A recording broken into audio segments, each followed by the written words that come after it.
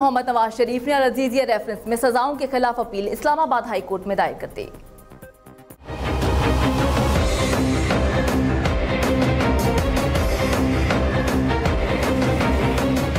साबिक वज़ीर आज़म नवाज शरीफ के वकील ख्वाजा हारिस की जानिब से इस्लामाबाद हाई कोर्ट में दायर अपील में इस्तदा की गई है कि एहतिसाब अदालत के 24 दिसंबर के फैसले को कलअदम करार दिया जाए। अपील में मौक़िफ़ इख्तियार किया गया है कि एहतिसाब अदालत का फैसला खिलाफ़े कानून है, जिसमें कई कानूनी स्कम मौजूद हैं। नवाज शरीफ की अपील के साथ सजा मअतली की दरख्वास्त भी दायर की गई, जिसमें हाई कोर्ट से जमानत पर रिहा करने की इस्तदा की गई है, जबकि इस्लामाबाद हाई कोर्ट का 2 रुकनी डिविजनल बेंच नवाज शरीफ की अपील और सजा मअतली की दरख्वास्त पर समाअत करेगा।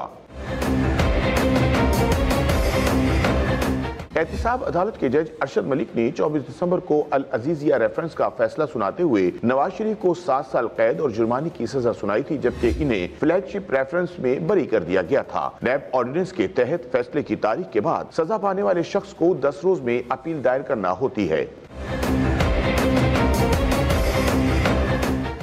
और अभी आपको बताएं कि वज़ीर आला सिंध सैयद मुराद अली शाह की तहरीक इंसाफ पर लफ्जी गोलाबारी। कहा, पीटीआई वाले अहमकों की जन्नत में रहते हैं। वफाकी हुकूमत अपना असल काम छोड़कर फजूल कामों में उलझी है।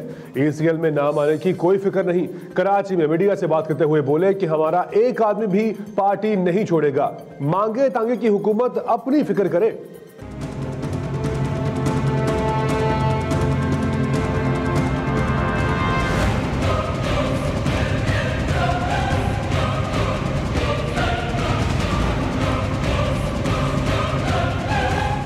गवर्नमेंट पिछले साल से भी कम पैसे वो अपने और चीज़ों में लगी हुई है, और अगर जो उनका बेसिक काम है उससे हट गई है और उनका उसको पता ही नहीं है कि करना क्या है। तो जब पैसे कम रिलीज़ होंगे तो हमारे यहाँ, आपको पता है ना, मुझे नंबर्स नहीं है, 500 अरब शायद वो कर दिए उन्होंने, कम कर दिए फेडरल PSDP में। बाहर से पैसे लाएं, भले लाएं, अगर किसी ने पैसे जो है करप्शन में गए वो बिल्कुल लाएं, लेकिन अपना बेसिक काम तो करें ना। मुझे पहले परवाह थी ECL पे नाम होने की। मैं जैसे आपको मैंने बता चुका था कि जब से मैं चीफ मिनिस्टर बना हूँ, मैं कोई प्राइवेट दौरा तो मैंने किया ही नहीं। जब से मैं इस वक्त CM बना हूँ, मैंने सिर्फ एक दौरा किया है। CPEC की मीटिंग के लिए चाइना गया था, जहाँ 4 चीफ मिनिस्टर से आना था, बाकी 3 चीफ मिनिस्टर्स गए नहीं, मैं सिर्फ गया। और फिर ECL पे डाल के चाहते हैं कि शायद मैं भी जो है कोई डेवलपमेंट का काम ना करूं। अहमकों की क्या कहते हैं, मुझे नहीं उर्दू सही आती, जन्नत में रहते हैं।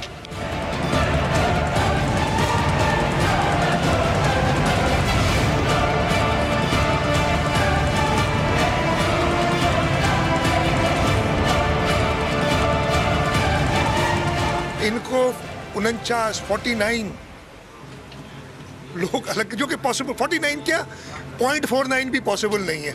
मतलब एक बंदा भी नहीं जाना है हमारा। अपना देखें, जहाँ उनके पास टोटल 172 चाहिए होते हैं नेशनल असेंबली में। PTI के अपने कितने? मांगे तांगे की हुकूमत जो हम कहते हैं वो बनाई हुई है।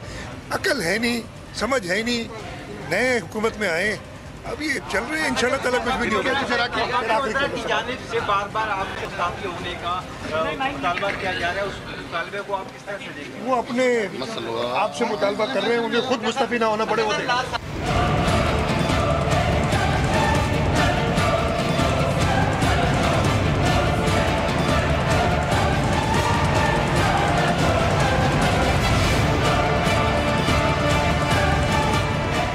पीपल्स पार्टी के रहनुमा और साबिक चेयरमैन सेनेट रुतर अरबानी की हुकूमत पर शदीद तनकीद। कहा, असगर खान केस में FIA ने इतना बड़ा कदम उठा लिया और वज़ीर आज़म को इल्म नहीं, तो फिर हुकूमत चला कौन रहा है? बिला तफरीक एहतसाब की बातों की तरह बिला तफरीक मयार भी होना चाहिए। दोहरा मयार रखकर बात करना मुनासिब नहीं।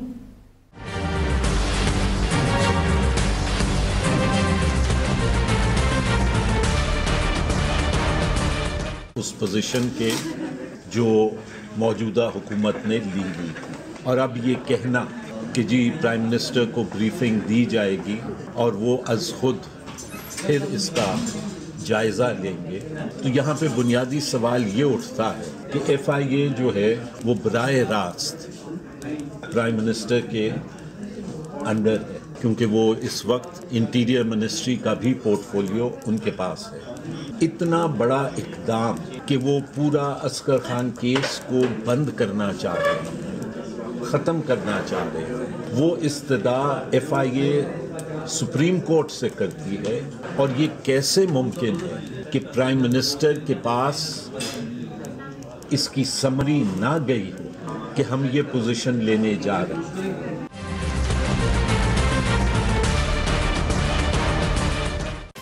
कौन किसका तख्ता उल्टाएगा? पीपल्स पार्टी ने विफाकी हुकूमत को चैलेंज दे दिया। कहा विफाकी हुकूमत का फटा हुआ डोल फिर सुनाई दे रहा है। सूबाई हुकूमत गिराने की बातें करने वाले अपनी खैर मनाएं। सिंध हुकूमत ना रही तो आप भी नहीं रहेंगे।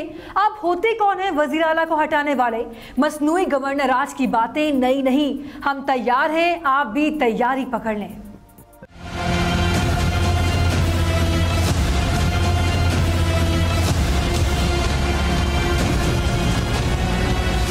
वजीर आला को हटाएंगे। आप कौन होते हैं वजीर आला को हटाने वाले? वफाकी वजीर वहां से एक चले, एक इतना सा एडवाइजर चले, यहाँ पर अब गिराएंगे। अब आप क्या गिराएंगे? कराची में गवर्नर हाउस को साजिश का मोर्चा बना रहे हैं। इनका कोई किरदार नहीं है।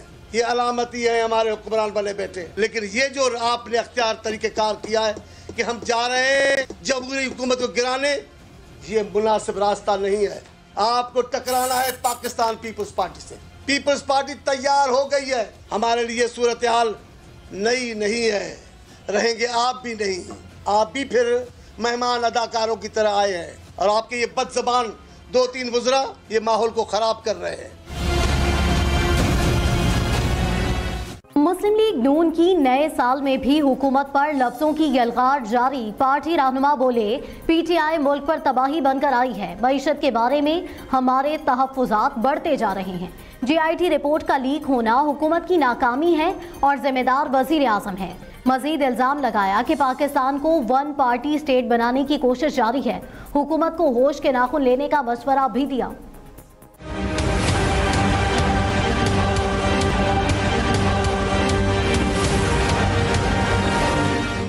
कल जब कोर्ट में FIA की रिपोर्ट पेश हुई GIT के मामले में, तो अगर GIT की रिपोर्ट FIA से लीक हुई है सियासी मकासद के लिए, तो फिर उसकी जिम्मेदारी भी वज़ीर आज़म को उठानी पड़ेगी। उनको ये बताना पड़ेगा कि ये रिपोर्ट जो है, जिसके जो भी सियासी मुज़मरात हों और कानूनी तौर पर वो जो भी उसके ऊपर अमल होगा, लेकिन उसका लीक होना एक इंतज़ामी नाकामी है। मुईशत के बारे में हमारा जो तहफ़्फ़ुज़ात हैं और परेशानी है वो बढ़ती जा रही है। हर गुजरते दिन के साथ पाकिस्तान में महंगाई बढ़ रही है। ये जो पाकिस्तान को 1 पार्टी स्टेट बनाने की कोशिश, पाकिस्तान को मुआशी तौर पर कमज़ोर करने की कोशिश, ये हुकूमत जो है ये पाकिस्तान के लिए तबाही बनकर आई है। कि जो मुल्की इस वक्त हालात हैं वो उसको पे फोकस करें और इतने बड़े चैलेंजेस हैं और वो चले जाते हैं कभी हंटिंग के लिए, एडवेंचर करने के लिए सिंध गवर्नमेंट की तरफ चले जाते हैं। इतने बड़े चैलेंजेस हैं, लेकिन वो लगे हुए हैं कि वेंचर हंटिंग पे कि मैंने पकड़ना है, मैंने मारना है, मैंने ख़त्म करना है। तो इस तरह तो मेरा हाल है। अब सारी दुनिया कह रही है भाई इस तरह मामला नहीं चलते। ये मामला जो है हम समझते हैं कि इनको होश के नाखून लेने चाहिए। दूसरी जानिब पब्लिक अकाउंट्स कमेटी का इजलास चेयरमैन मियां शहबाज शरीफ की जेर सदारत हुआ। इस इजलास में बिजली चोरों के खिलाफ मुहिम के आदाद व शुमार पेश किए गए।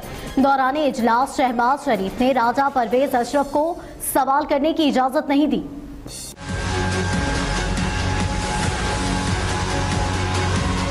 पब्लिक अकाउंट्स कमेटी के दूसरे इजलास में इंसदाद बिजली चोरी पर ब्रीफिंग दी गई। सेक्रेटरी तवानाई ने ब्रीफिंग देते हुए कहा कि लफ्जों में बिजली चोरी का एक गैंग पकड़ा जो गैंग सॉफ्टवेयर से बिजली के मीटर की रफ्तार कम करता था। उन्होंने ब्रीफिंग देते हुए बताया कि 13 अक्टूबर से 28 दिसंबर तक 21,475 चोरी के केस पकड़े हैं। 2 माह में 75 करोड़ की बिजली चोरी पकड़ी गई। अब तक बिजली चोरों से 16 करोड़ 54 लाख वसूल किए गए हैं। नूर आलम खान का कहना था कि किसी को बिजली से महरूम रखना आइन की खिलाफ वर्जी है। इजलास में मियां शहबाज शरीफ का कहना था कि मेरे दौर में पंजाब हुकूमत ने 2 LNG बिजली घर बनाए। इन 2 बिजली घरों की बिजली इस वक्त नेशनल ग्रिड में जा रही है। राना तनवीर ने राजा परवेज अशरफ से कहा कि आप खुद वजीर आजम रहे हैं, आपको तो ये मालूम होगा।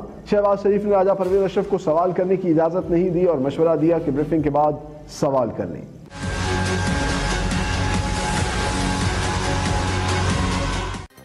नैब ने शिकंजा कस लिया है। शहबाज शरीफ के खिलाफ आशियाना इकबाल रेफरेंस में 29 गवाहान की फहरिस्त तैयार कर ली गई। वादा माफ गवाह और गवर्नर स्टेट बैंक भी फहरिस्त में शामिल है।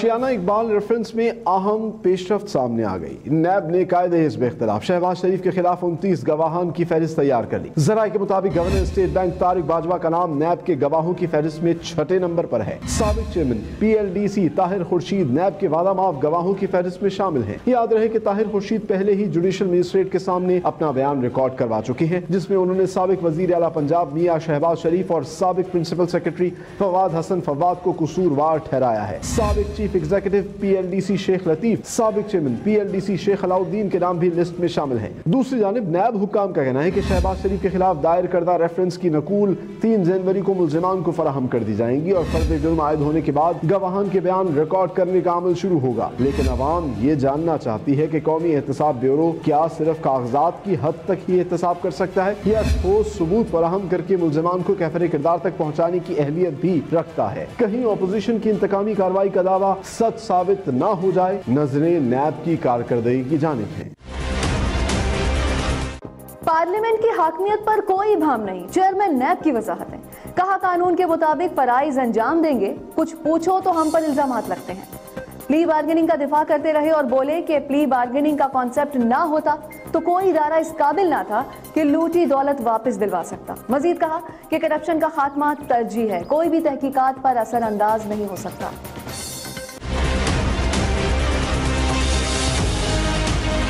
कि लोगों को अब तक जो करोड़ों रुपए की रकम मिल चुकी है, अगर ये प्ली बार्गेन का कंसेप्ट ना होता तो हमारे मुल्क का कोई इदारा इस काबिल नहीं था कि ये लूटी हुई रकम इन लोगों को वापस दिला सके। नैब में तरामीम आप बेशक सजेस्ट करें, पार्लियामेंट के आगे सरे तस्लीम खम है, लेकिन ये कहना कि जी नैब का रिमांड 15 दिन कर दिया जाए, ये किसी चोरी का केस नहीं है जो नैब ने पकड़ा, नैब जिसको डील करती है। ये डकैती का केस नहीं है, ये मर्डर का केस नहीं है।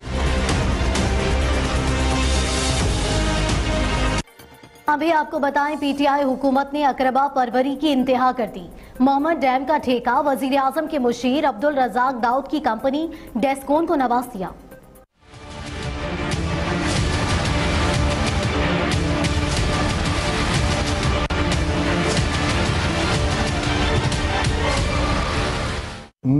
मेरिट की रट लगाने वाली तहरीक इंसाफ की हुकूमत ने अपने हाथों से मेरिट का कत्ल कर दिया। मेहमन डैम का ठेका वजीर आजम के मुशीर अब्दुल रज़ाक दाऊद की कंपनी डेस्कॉन को नवाज दिया गया। मेहमन डैम के ठेके की बोली में FWO और पावर चाइना ने भी हिस्सा लिया। तहम डेस्कॉन ने चीनी कंपनी घेजोबा के साथ मिलकर 309 अरब रुपए की कामयाब बोली देकर ठेका अपने नाम कर लिया। अब्दुल रज़ाक दाऊद डेस्कॉन के बानी हैं, तहम वजीर आजम के मुशीर बनने के बाद उन्होंने कंपनी की चेयरमैनशिप छोड़ दी थी। अब उनके बेटे तैमूर दाऊद